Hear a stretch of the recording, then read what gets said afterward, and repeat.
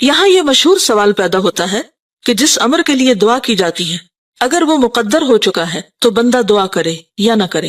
یعنی اگر کوئی بات ہماری تقدیر میں لکھ دی گئی ہے تو پھر ہم اس کے لیے دعا کریں یا نہ. کبھی سوال پیدا ہوا آپ کے دل میں یہ کہ اگر میری موت لکھ ہی دی گئی ہے تو پھر زندگی مانگنے کا کیا فائدہ؟ اگر کوئی بیمار ہے تو ہم زیوم کرنے سے تو مر ہی جانا ہے، اس کی صحت کی دعا کس لیے کرنا؟ کیونکہ اس کی تقدیر میں ہے کہ فلاں تاریخ کو یہ مر جائے گا.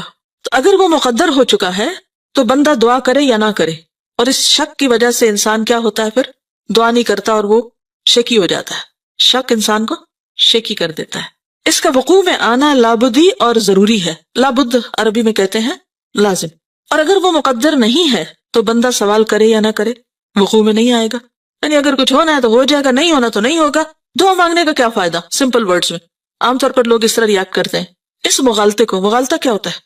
غلط فہمی کو ایک گروہ نے صحیح سمجھا، کہا ہاں بالکل ٹھیک ہے ایسے ہی تو ہے، اور دعا اور التجا کو بالکل چھوڑ دیا. اس بنا پر یہ گروہ اس امر کا قائل ہو گیا کہ سوال، دعا، التجا سے کوئی فائدہ حاصل نہیں ہو سکتا، کوئی فائدہ نہیں دعا کرنے کا، وہی ہوگا جو ہونا ہے. کچھ لوگ اس عقیدے کے قائل ہو گئے.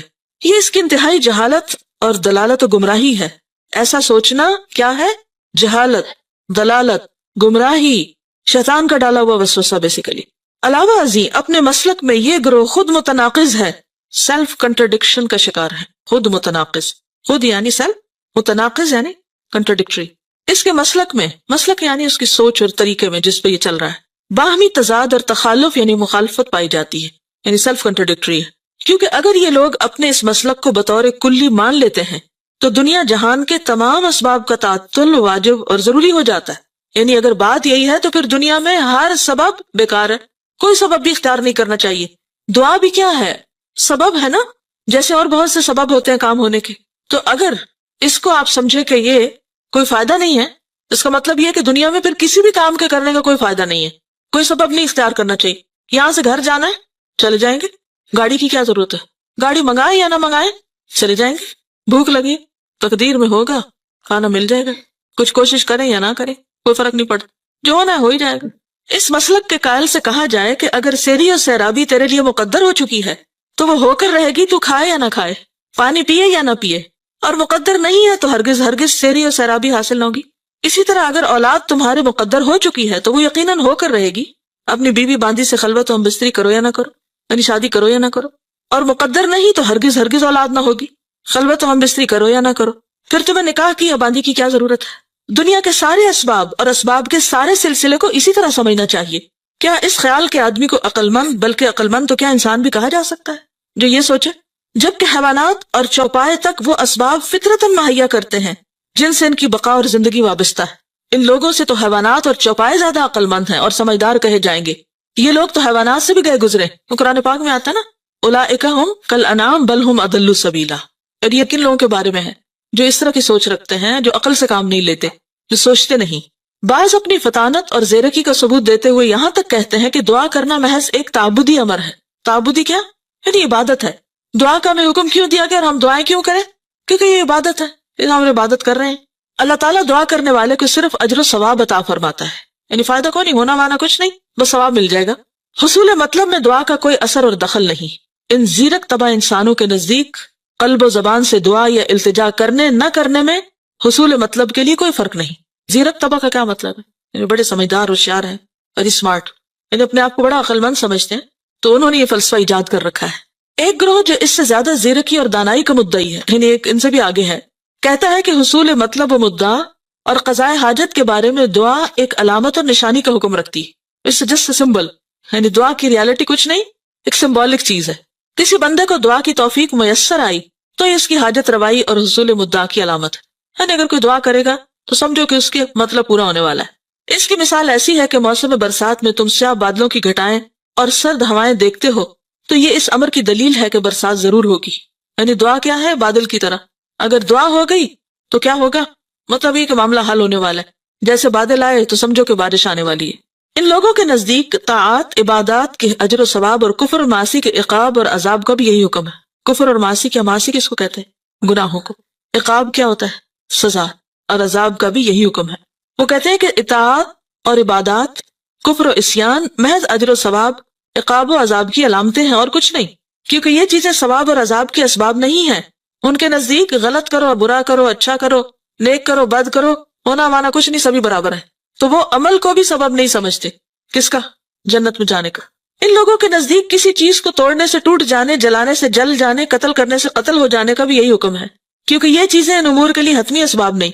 وہ کہتے ضروری نہیں کہ کوئی چیز توڑے تو ٹوٹ ہی جائے، جلائے تو جل ہی جائے، قتل کرے تو قتل ہو بھی جائے، کہ ضروری نہیں کہ ایسا ہو.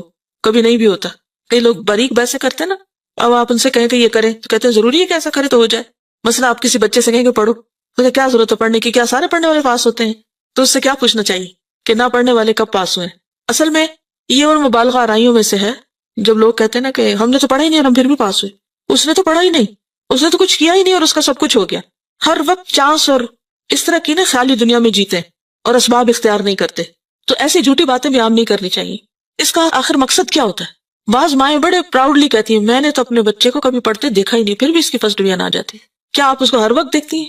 سائے کی طرح اس کے ساتھ ہے. آپ کو کیا پتا کہ اسکول میں پڑھ لیتا ہوگا یا خود کسی وقت پڑھتا ہوگا، یا یہ کیسے ہو سکتا ہے کہ ایک شخص کچھ بھی نہ پڑھے اور پھر بھی وہ بہت اچھی طرح کامیاب ہو؟ اس طرح کی باتیں پھیلانا بھی ایک جرم ہے. کیوں؟ اس سے دوسروں کو کیا ملتا ہے؟ کون سا سبق؟ کچھ نہ کرو، کوئی فائدہ نہیں کچھ کرنے کا. اور ہماری قوم میں خاص طور پر یہ بات بہت عام ہے. محنت کا درس دینے والے بہت کم ہیں، اور خیالی دنیا میں رہنے والے، خیالی پلاؤ پکانے والے بہت ہیں. خوش فہمیوں میں جینے والے، کچھ کرو نہ کرو ہو ہی جائے گا، جنت بھی ایسے ہی مل جائے گی، اور دنیا میں بھی کچھ محنت کی ضرورت نہیں. تو دنیا میں کیا واضح فرق نہیں ہے پھر ہم میں اور ترقی یافتہ قوموں؟ وہ بائی چانس تو نہیں ترقی کر گئے، انہوں نے سخت محنت کی ہے، محنت کر کے اپنی دنیا بنائی، اور ہم صرف خیالوں میں جیتے ہیں کہ ہو ہی جائے گا. اور امتحان دینے میں بھی ہمارا طریقہ کار کیا ہوتا ہے؟ کیا کرتے ہیں؟ چانس پہ. ہر چیز چانس پہ ہے ہماری. لیکن کچھ لوگ تو بڑے عقل مند ہوتے ہیں، وہ ہر چیز چانس پہ نہیں رکھتے، مگر ایسے لوگ کم ہیں. کیونکہ یہ چیزیں ان امور کے لیے حتمی اسباب نہیں، کیونکہ ان چیزوں میں اور ان امور میں کوئی ترتیب و تعلق نہیں، محض ایک عادتی ربط و تعلق ہے. وہ کہتے ہیں بس یہ ایک عادت ہے، دیا سلائی جلاؤ تو آگ جل جاتی. کوئی ایسا اثر اور ایسا تعلق اور ربط نہیں جو بطور سبب اور علت کے ہو. وہ کہتے ہیں کہ یہ سبب نہیں کہ چیز پھینکے تو ٹوٹ جائے. وہ کیا کہتے ہیں؟ بس یہ عادت ہے اور ایسا ہو جاتا ہے. ان کا یہ قول ظاہر، عقل، شرع، فطرت اور تمام اہل عقل و بصیرت کے خلاف. اس کو انڈر لائن کریں. کس کس کے خلاف ہے؟ عقل، شریعت، فطرت اور اہل عقل و بصیرت کے خلاف. بلکہ دنیا جہان کے عقل مند ارباب بصیرت ان کا مذاق اڑاتے ہیں. مذاق اڑاتے کا مطلب مذاق اڑاتے ہیں. سائل کے بیان کردہ دونوں مسلکوں کے علاوہ اس بارے میں ایک تیسرا مسلک ہے، اور وہی صحیح مسلک ہے. وہ یہ کہ امر مقدور اور مقدر اسباب کے ساتھ ساتھ مقدور و مقدر ہوا ہے. کیا مطلب ہے اس کا؟ مقدور کیا ہوتا ہے اور مقدر؟ مقدور کس وزن پر ہے؟ روٹ کیا ہے؟ قدر سے، تقدیر سے مقدور، جو چیز مقدر میں رکھی گئی. ٹھیک ہے، اور مقدر بھی وہی ہے، دونوں سیم ہے، اسی لیے واو ان کو جمع کر رہی ہے. وہ یہ کہ امر مقدور و مقدر اسباب کے ساتھ مقدور و مقدر ہوا ہے. یعنی تقدیر کس کے ساتھ ہے؟ اسباب کے ساتھ جڑی ہوئی ہے. یہ بات سمجھ آئی ہے کہ نہیں آئی؟ جس کو نہیں آئی وہ ہاتھ کھڑا کر کے پوچھ لے اور میں اسے شاباش دوں گی. اسٹیٹمنٹ کی سمجھ نہیں آ رہی. امر کا کیا مطلب ہے؟ کوئی بھی کام، کوئی بھی چیز جس کی تقدیر لکھی ہوئی ہے یا وہ مقدر ہوا ہے کیسے ہوگا، اس کے ساتھ اس کا سبب بھی مقدر ہے، وہ بھی ساتھ لگا ہوا ہے، اس کی بھی تقدیر ہے، سبب بھی تقدیر کا حصہ ہے. اب سمجھ آئے؟ ہاں، یہ بالکل ایسے ہی کہ جیسے وہ اس روز کسی نے ایک بہت اچھا کمنٹ دیا تھا. کسی نے کسی بزرگ سے کہا کہ دعا مانگنے کا فائدہ نہیں، کیونکہ جو تقدیر میں اگر لکھا جائے. تو انہوں نے کیا کہا؟ کیا پتا کہ تمہاری تقدیر میں لکھا ہو کہ تم دعا مانگو گے تو تمہارا یہ کام ہوگا. پھر یہی بات ہے، یہی بات یہاں پر ہے. ٹھیک ہے، اگر آپ یہ بات یاد رکھ لینا تقدیر کا مسئلہ آپ کو آسانی سے سمجھ آ جائے گا. کیا کہ تقدیر سبب کے ساتھ بندھی ہوئی ہے. مثال کے طور پر آپ دیکھیے، جیسے یہ لائٹ لگی ہوئی ہے نا، تو یہ کس کے ساتھ بندھی ہوئی ہے؟ سوئچ کے ساتھ، اس بٹن کے ساتھ. یعنی آپ نے ساری محنت، کوشش، سب کچھ کی، لگا ہوا ہے ہر چیز، لیکن جب تک اس کو آن نہیں کریں گے نا، یہ سبب ہے اور یہ مسبب جس کے لیے سبب اختیار کیا گیا ہے. تو اب آپ کہیں میری تقدیر میں ہوگی روشنی تو یہ جل پڑے گا. تو اب آپ کو کیا کرنا ہے؟ بٹن دبانا ہے، کیونکہ یہ بھی تقدیر کا حصہ ہے کہ آپ سبب اختیار کریں، یہ اس کے ساتھ ہے. ٹھیک ہے، آپ سمجھ آ گئے؟ شکر ہے. اور انہی اسباب میں سے ایک سبب دعا بھی ہے. ٹھیک ہے، دعا کیا ہے؟ سبب ہے. کوئی امر مقدور و مقدر محض بلا سبب مقدور و مقدر نہیں ہوتا. اس کو بھی انڈر لائن کر لیں، یہ آپ کو زندگی میں بہت فائدہ دیں گی، یہ باتیں کئی گتھیاں سلجھائیں گی. بلکہ اسباب کے ساتھ مقدور و مقدر ہوا. یہ جو بار بار مقدور و مقدر ہے نا، ایک ہی بات کو مختلف طریقوں سے کیا گیا تاکہ آپ بات سمجھ جائیں. پس بندہ جب کوئی سبب عمل میں لاتا ہے، اس سبب کے ساتھ یعنی جب کوئی سبب اختیار کرتا ہے، اسے بٹن آن کرتا ہے، تو اس سبب کے ساتھ جو امر مقدور و مقدر ہے وہ بھی وقوع میں آ جاتا ہے، یعنی لائٹ جل پڑتی ہے، ٹھیک. اور سبب عمل میں نہیں لاتا تو اس سبب کے ساتھ جو امر مقدور و مقدر ہے وہ بھی وقوع میں نہیں آتا، ٹھیک ہے. مثلا سیری اور سیرابی، کھانے پینے کے ساتھ، اولاد ہم بستری کے ساتھ، کھیتی اناج زمین پر دانے بونے کے ساتھ، اور جانور کی جان نکلنا ذبح کرنے کے ساتھ مقدور و مقدر ہے. اور یہی تیسری قسم صحیح اور حق ہے، ٹھیک ہے. اس تیسری قسم کے سمجھنے سے سائل محروم ہے. کون سا سائل؟ وہ جس نے سوال کیا تھا، اسے اس کے سمجھنے کی توفیق ہی میسر نہیں ہوئی. اس تیسری قسم کے لحاظ سے دعا و التجا ایک قوی ترین اور زبردست سبب ہے. اسی لیے حضرت عمر کہا کرتے تھے، یا اللہ اگر تو نے ہمیں بدبخت لکھا ہے تو تو ہی ہمیں خوش بخت لکھ دے. تو دعا کرتے تھے وہ. اور دعا جو ہے وہ کس کو بدل دیتی ہے؟ یعنی یہ سبب ہے تو اس کی وجہ سے جو مسبب ہے اس میں بھی تبدیلی آ جاتی ہے. یمحو اللہ ما یشاء ویثبت، اللہ جس چیز کو چاہتا ہے مٹاتا ہے، جس کو چاہتا ہے برقرار رکھتا ہے. اس کے لیے کیا مشکل ہے کہ وہ کسی چیز کو لازم ہی کرے؟ یعنی ایسا ہی ہونا چاہیے، اللہ یہ کہ اس کی مشیت اس کا تقاضا کرتی ہو. کیا مطلب ہے اس کا؟ یعنی اس کا جو کریشن پلان ہے اس میں ویسا ہونا زیادہ بہتر، یعنی اس کی مصلحت اس بات کا تقاضا کرتی ہے. اور یہاں سے اللہ تعالیٰ کی اتھارٹی بھی پتہ چلتی ہے، ٹھیک ہے. تو بعض اوقات سبب اختیار کرتے ہیں لیکن اس کے باوجود الٹیمیٹ اتھارٹی اللہ ہی کے پاس ہے کہ وہ وہاں سے اس کو آگے ہونے دے یا نہ ہونے دے. کیونکہ اگر وہاں چیک اینڈ بیلنس نہ ہو اور ہر چیز ہمارے ہلانے سے ہل جائے تو پھر کیا ہو؟ اگر ہم کہ یا اللہ بارش ہو اور جو باہر لوگ ہیں کہ یا اللہ بارش بالکل نہ ہو، نظام درہم برہم ہو جائے سارا. تو اس لیے وہاں چیک اینڈ بیلنس ہونا بہت ضروری ہے کہ یہاں سے جو دعا اٹھی ہے، سبب آیا ہے، کیا اس کو نافذ ہونے دیا جائے اور وہ چیز ہو جائے جو یہ چاہ رہا ہے. اور اگر یہ ہو گئی اور ان کے سروں پہ آ گری تو پھر بنے گا کیا؟ تو یہ جو اللہ نے اتھارٹی اپنے ہاتھ میں رکھی یہ بھی اس کی رحمت ہے. عام طور پہ لوگ تقدیر کو نعوذ باللہ اللہ کا ظلم قرار دیتے ہیں کہ اللہ نے تو ہمارے ہاتھ باندھ دیا، ہم تو کچھ کر ہی نہیں سکتے. تو یہ اللہ کی طرف سے ظلم نہیں ہے بلکہ کیا ہے؟ اس کی رحمت ہے کہ اللہ اپنے بندوں پر ہمیشہ مہربان ہے. جب کوئی ہماری دعا سن لی جاتی ہے تو بھی اس کی مہربانی ہے، اور اگر نہیں سنی جاتی تو بھی اس کی مہربانی. کس طرح کہ یہ بندہ ابھی 4 دن اور مانگے نا ذرا، کیونکہ اگر ابھی اس کو یہ چیز مل گئی جو یہ مانگ رہا ہے تو کیا ہوگا؟ یہ مجھے بھول جائے گا. اور جو کچھ پھر بندہ مانگتا رہتا ہے تو کیا خیال ہے کہ وہ ضائع ہوتا چلا جاتا ہے، وہ جمع ہوتا رہتا ہے. ہم یہاں پریشان ہیں کہ سنی نہیں جا رہی، اور وہاں اتنا کچھ جمع ہو رہا ہے کہ قیامت کے دن جب انسان اس حصے کو دیکھے گا اعمال نامے کے جو دعاؤں کے اجر پر مشتمل ہوگا تو تمنا کرے گا کاش دنیا میں میری ایک دعا بھی قبول نہ ہوتی اور یہ سب مجھے آج ملتا. تو اس لیے مانگنے کی توفیق مانگے، کبھی بھی مانگ کے مایوس نہ ہو. اگر کوئی چیز نہیں مل رہی، نہیں آ رہی، اس میں بھی خیر ہے، اس میں بھی بھلائی ہے. ان مع العسر یسرا. بعض اوقات ہم روتے ہیں، پریشان ہوتے ہیں، لیکن معلوم نہیں ہماری دعاؤں کی وجہ سے کتنی ہمارے گناہ جڑ جائے. ہماری جب دعائیں بہت قبول ہونے لگتی تو ہم آپ کو بڑی چیز سمجھنے لگتے ہیں. بعض اوقات غرور تکبر میں مبتلا ہو جاتے، بعض اوقات عبادت چھوڑ دیتے، کرنے کا کام چھوڑ کے بیٹھ جاتے. اللہ کو پتا ہے نا کہ اگر ہماری ساری دعائیں مان لیں گی تو ہم تو نقصان اٹھائیں گے. مثلا اگر بچے کی آپ ہر بات مانتے چلے جائیں تو کیا ہوتا ہے؟ ہماری عقل سمجھ تو اللہ کے مقابلے میں بچے سے بھی گئی گزری ہے. ماں اور بچے میں کتنا فرق ہوتا ہے، چند سالوں کا نا، کبھی 18-20 سال کا ہوتا ہے، کبھی تھوڑا بہت زیادہ یا کم. تو ماں اپنے آپ کو بڑی چیز سمجھتی کہ بچہ تو بالکل بے عقل ہے، اس کو تو کچھ خبر نہیں، تو اس کی ہر بات نہیں ماننی چاہیے. بعض اوقات جینوئن بھی ہوتی ہے تو ہم صرف اس لیے نہیں مانتے کیونکہ بچے نے کہی ہے، تو یہ بچہ ہے اس لیے نہیں اس کی مانی جائے گی. تو کتنی بھی پیار کرنے والی ماں ہو، بچے کی ہر بات کبھی نہیں مانتی اور نہیں ماننی چاہیے کیونکہ اس کی بعض باتوں میں اسی کے لیے نقصان ہے. مثلا اگر بچہ صبح اٹھے اور کہ میں نہیں اسکول جاتا تو ماں کہو میں گلے سے لگاؤں تمہیں. مجھے یاد ہے میں جب چھوٹی ہوتی تھی تو میں رو دھو کے روز اسکول جاتی، میں جانے ہی نہیں چاہتی تھی، رو رو کے برا حال کر لیتی تھی. اور کیا سمجھتی تھی میں کہ بہت ہی مظلوم ہوں اور میرے ماں باپ بہت ظالم ہیں.